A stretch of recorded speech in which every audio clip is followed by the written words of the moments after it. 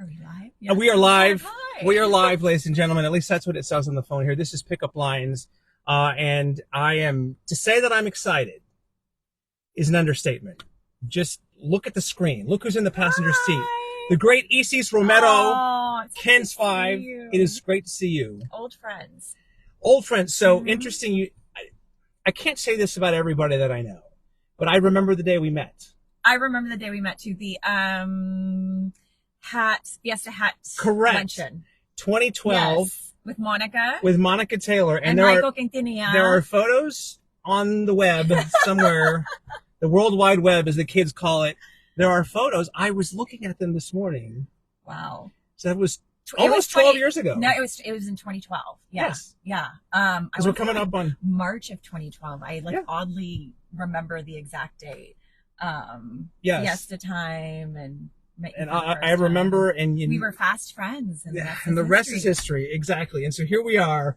If you'd have told me 12 years ago, you'll be sitting in the parking lot at KENS 5 with Isis doing a show on your phone. Yeah. Ha ha ha. But here we are. Here we are. Yes. I think I might have interrupted, or you just wrapped up a cool little celebration for you. Oh my goodness, my newsroom surprised me. First of all, KENS 5, I have an amazing newsroom and an amazing group of colleagues. Surprised me with cake, donuts, cookies. I brought you a cookie. What? I brought you a cookie. I hope you like chocolate chunks. Heck yeah. Some mac and cheese and all the goodies to celebrate my 20-year anniversary of being a TV journalist. So fun fact, Isis Romero started anchoring when she was 8 years old. It's unbelievable. And now she's 28.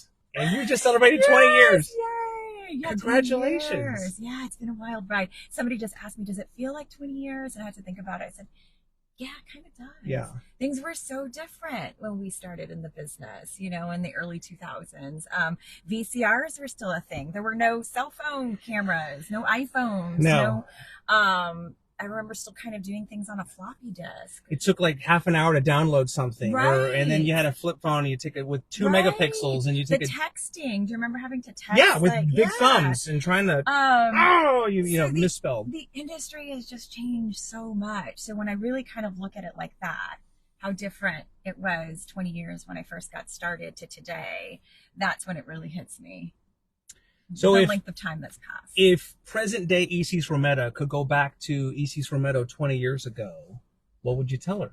Oh gosh, be patient, right? I think all of us in TV news, and I'm sure you can attest to this, all have different trajectories, right? Yes. And I think when I first started, I had this ambition of someday being a, network correspondent or a network news anchor. And when I got here to San Antonio in 2010, my priorities changed. I wanted to stay here. Yeah. Things like building a career in a certain place became important to me, starting a family, right. All of those things. And so just to be patient with myself, let my career play out, which, I'm very blessed. All these years later. You've done pretty well. I feel very happy, and I found tremendous joy in coming to KENS 5. Love it. Love it. Well, and obviously the viewers love you too. And some of them are already asking, do you remember 3/4 inch tapes? Yes. I think I still have some of those packed away in the attic somewhere. This big. Yes. They're like, yes. It's like put them in with 2 hands to play. Oh, tape to tape editing and yes. Yeah. Back in the day before all this digital stuff and everything. You and I have a few things in common, but I guess let's start with you. You were born in, was it Robstown? Robstown. Which is south of Which here. is right outside of Corpus Christi. It's about 17 miles west of Corpus Christi. So for a time, when people would ask me, where are you from? I always kind of said Corpus Christi because nobody really knew where Robstown was from. But now I got a lot of Robert pride. So, yes! I mean, I've always had Robert pride, right? But more so. And so now I'll just explain to them. So I'm from Victoria, so I was familiar with Robstown. Now, are you the most famous person to ever come out of Robstown? I don't think so. Are you familiar with the actor Damien Chapa? Sure. Okay. He's yes. from Robstown. Okay. The Congressman Solomon Ortiz. Okay. Was from Robstown. Okay. Who else was from Robstown? Oh, I think Bing Crosby's ex-wife or something. What? Named What? Robstown. Wait a minute. Yeah, we Wait have a famous, minute. a few famous people. You Far would be on the beyond Mount what I Rushmore, would- though. You would be on the Mount far beyond Rushmore what I've achieved. in Yeah. Robstown. And then you spent some time in Sorry, Phoenix. I'm having trouble understanding you. Siri, stop. New car problems. Yeah, You spent some time in Phoenix, right? I did. Because I spent some time in Phoenix. Yeah. What station were you at? I was at the ABC, Okay. ABC 15. What You years were were you in from 2005 to 2003 to 2005. Okay, we missed each other by a few years. I got there in 2007. And you were at the Fox affiliate, And I right? was at the Fox 10. Mhm. Yeah. I remember those times. Those days. Yeah. Um, That was a huge jump for me going from Corpus Christi to Phoenix. Got a lot of major market experience Yes. there, right? Like in Phoenix, there was I just remember being incredible national headlines out of that Sure. market when I was working there. Sure. And then wanted to come back to Texas. During that time, it was difficult for me because my mom passed away in my time when I was there at Phoenix. And I remember the morning that she passed away, my flight was set to leave and I missed it by just a few hours being by her bedside. And so that was my indication that I needed to come home. That was my Like a message. message Like you need from... I needed to be within drivable distance to my family. I needed to be in close proximity to my family and I needed to be home. And so really wanted to come back to Texas and here I get am it. all these years later. I had similar kind of pulling at Yeah. me when because Phoenix is great, and geographically Yeah. it's Oh, in a yeah. great location. Yeah. It's California and Vegas and Mhm. everything around there, but it's just not home. Yeah. Yeah. And so I'm glad that the opportunity opened up for me at KSAT and now ultimately here Yeah. at KENS. And so I don't foresee ever moving. I know that opportunities have come up throughout my career to leave. Right. They've been great and I've been thankful for those opportunities, Okay. but at the end of the day, this is home. Okay. Yeah. Good. Mark the tape. She said she's not leaving. That's good.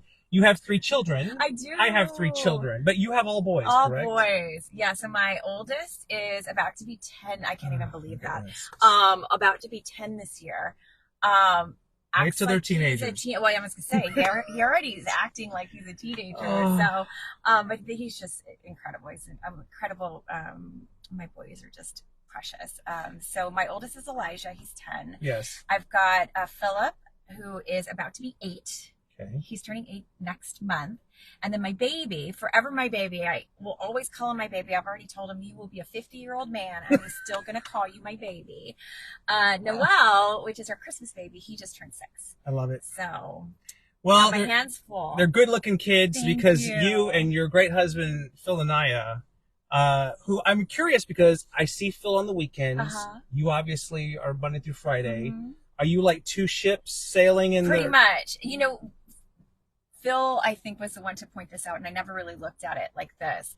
Between the two of us, our family covers the evening newscast for KENS 7 days a week. So I'm Monday through Friday working Yes. the night side schedule. And for those who aren't familiar with, broadcast terminology, night side is Yes. the night shift. So Correct. you come in the evening. So my shift starts like around now, 2 o'clock or so. Oh, gosh. And ends after the newscast, so about 11 o'clock or so. And so that's my shift Monday through Friday, and then it's my husband's shift Saturday and Sunday. And so between the two of us, family dinners are hard because we're always working. So we'll have to try and like tonight I'm going home for my dinner break to go have dinner with my family. And then just trying to see it for being a mom, that shift is hard. So I'm trying to see my kids, like today I stopped by for their lunch and, trying to be engaged in the mornings when It's important. I mean, I know it's Right. extra effort and it's tricky and everything. I worked that schedule for like 9 years, Yeah. like the 2 to 10 or 2 to Mhm. 11. And then this is before I had kids, and you go home and you eat something, or you go to a movie, or you go to the club or whatever. Yeah, it was great when you were younger, right? Because you would Heck stay yeah. out till 2 in the morning, sleep in. I can't sleep in anymore. I No, got you things cannot. to do. Ah, So it's really hard. Yeah, I've trained my body that as soon as I get home, I go to sleep. I have to get So, to bed. because you're getting home until like 11-ish or Yeah, whatever, and so yeah. you wash just off the makeup, straight to bed. get in my pajamas, straight to bed. Yeah. Now, do you and Phil have a rule about talking about work at home, or does that happen? We definitely don't have a rule. Do you watch the news at home? Yes, I do. Yes, I you mean, have to. you kind of have You to. kind of have to. Especially the world news. Yeah, you kind of have to. Yeah, I mean, local news, you're kind of already updated because you've been reporting it all week. And then I think as journalists, we're just always connected. And you're never off, right? So even even on Saturdays and Sundays when you don't technically have to come into work, you're still on in the sense that you may be replying to emails or you're still checking your phone to see any updates or so there's still an awareness that's happening on the weekends even when you're off. Because my beloved wife Tammy, I'd be at home when I was doing the news, obviously. I'd be checking my phone. I'd get the look, like, put the phone down, put it down. I will say, help it. The dynamic has changed though now that he's a colleague. Before we were competitors. That's true. Right? That's so true. there was an element point. of like, okay, I'm not really going to talk about work because you know you want to also be faithful to your employer and don't want to give away maybe a story that's cooking. Right. And so that has changed dramatically now that we're colleagues and you can support one another and work better as a team. So I think the situation works better for us. You always have a date to the Christmas party and everything, all the company functions and everything. And so does Phil. So super cool. Did you ever growing up, was it always news or did a younger Isis Romero want to do something else? No, I think it was always news. I don't know. Did Victoria also get the Corpus Christi stations? No, we got the Houston station. So it was San Antonio and Houston. Yeah. So I grew up watching KENS 5. Oh, wow. Okay. As a little kid. Yeah, I just remember coming from, I feel also like as a Latino household, our culturally, we're up to date on kind of the news and want to know what's going on in our community. Very community involved culture, right? Yeah. And so I just remember my mom always watching religiously the 5, 6, and 10 o'clock newscasts in Corpus Christi. And you had to watch it at that time because you couldn't record it or cooking TiVo or something. So it was always on. If I was wanting to, I need to watch my news, And so it was always on. Yeah. And so I think the exposure, right? Kind of you would watch the news and think, oh, maybe I could do that. I remember there being a Latina anchor. Her name was Lily Flores Vela, who did the news, which really kind of inspired me and sent the message to me and put in my head, planted that seed for me, that if she could do something like that, maybe I could too. A community like Robstown, like the one that I grew up in, where there's not a lot of resources, or there's not a lot of opportunity there to do something like this. Right. Planting that seed early on was really important. And so I think that I can't remember ever wanting to do anything else. In journalism, in high school, I took all the journalism classes. And I remember missing part of my senior prom because I made the UIL regional journalism competition. I was the only one from my school. And it was like, well, do I go to prom or do I do this journalism competition? And I picked the journalism competition. You weren't prom queen? I know. And so I missed a good chunk of the prom. Like I remember my journalism teacher coming and taking me to San Antonio to compete and then driving me back. And then I just changed real quick and, caught like the last hour or so of prom because that was important to me. I wanted to excel and find my way. Get it. So yeah. So I can't remember ever wanting to do anything else. Hey, it worked out. Like I said, out. Were you the kid that talked a lot in class like I was? I wouldn't say that I talked a lot. I really loved writing. Anything that was right, like even up in college, I would take all the writing classes. Yes. People hated writing. I just loved it. And I had wonderful teachers growing up that instilled that love in me. Yes. And so, I wasn't talkative so much as I was studious. Yes. So our friend John Alonzo, who took the infamous photos of us. Hi, John! Oh my goodness. There's John Alonzo. He says you have the most beautiful Spanish. He's asking if you can say something in Spanish. Something I'm not sure a lot of people know about me. I actually don't speak Spanish. Well, I do not speak Spanish. I come from the generation where my father, that was my father's first language, and they were punished in school speaking Spanish. And so when I was growing up, my mother and father said, let's have her focus on English. Because I think there was this kind of maybe trauma. I don't know what other word for it that would kind of characterize what our parents' generation went through. And wanting their kids to focus and excel in English in order to be successful. There was that notion that existed. And so growing up in Robstown and in South Texas, you hear it. Right. So I think my pronunciations are correct. And I You definitely do that. I love all of the Spanish and Latino and Hispanic names. And so that's important to me to be able to pronounce those properly when I can.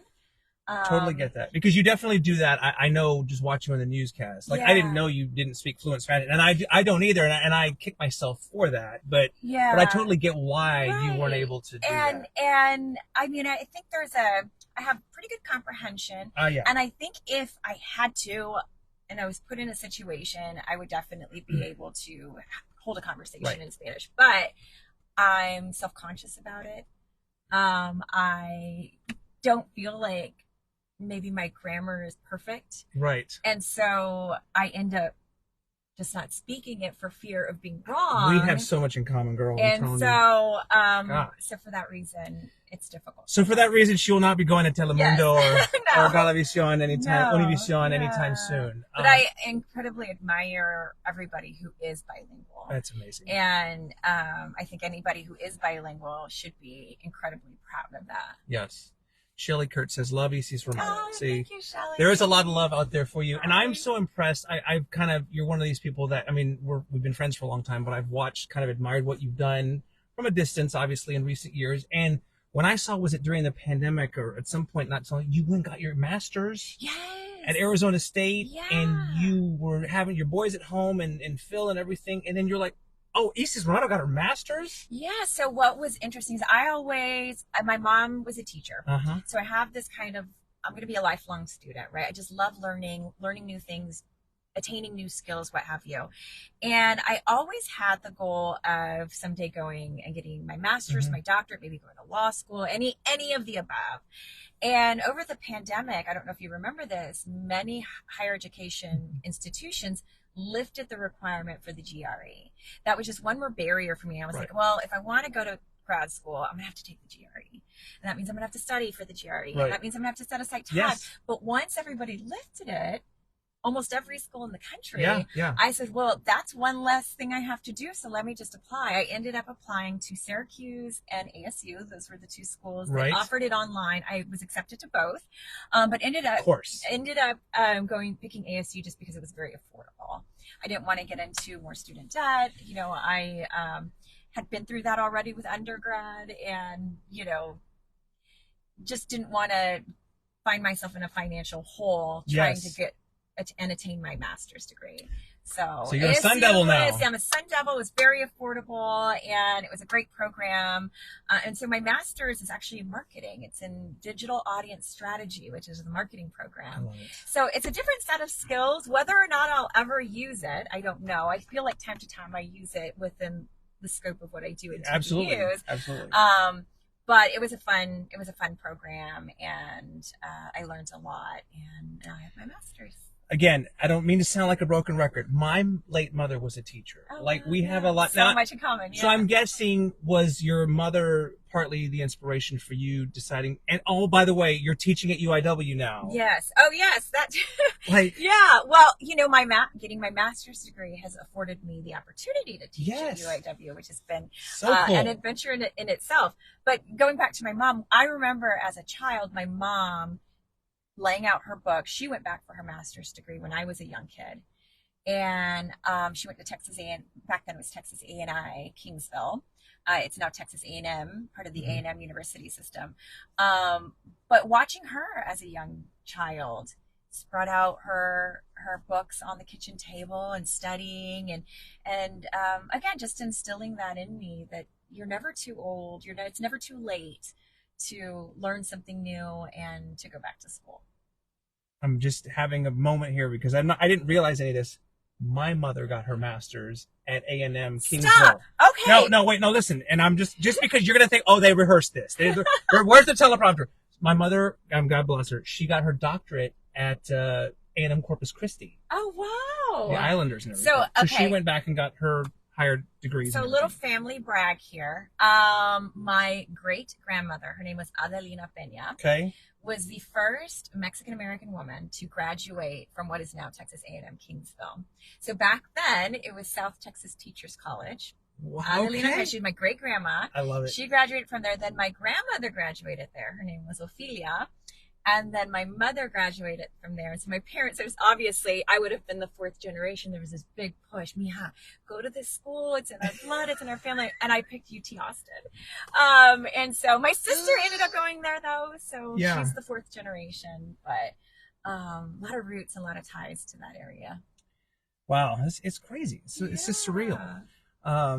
Yeah. Well, it's so great. So the teaching's going well. The teaching I mean, is going great. that is cool to be like in that setting, I would think. And I know you've posted pictures of that, you know, the kids in there, and I imagine they just soak up everything you say like a sponge. Oh, well, I would hope so, right? Right. I hope so. That's why we do it. But I think part of my drive and my desire to want to teach was me remembering what it was like back 20 years ago when I was trying to get my first job. I actually graduated from college in 2002. But wasn't able to get a job for about a year and a half because it was that difficult back in the day. Do you remember? It was so competitive. And I got told no a lot. I remember applying at TV station. Nope, you don't have any experience. Nope, you don't have either whatever they were going for, the look or whatever. It was just the one yes that it took. So all it takes is one. And I, in my post yesterday, mentioned his name, Kent Harrell, who was my very first news director, who just saw something in me. I remember my tape wasn't that great, right? Didn't have any experience.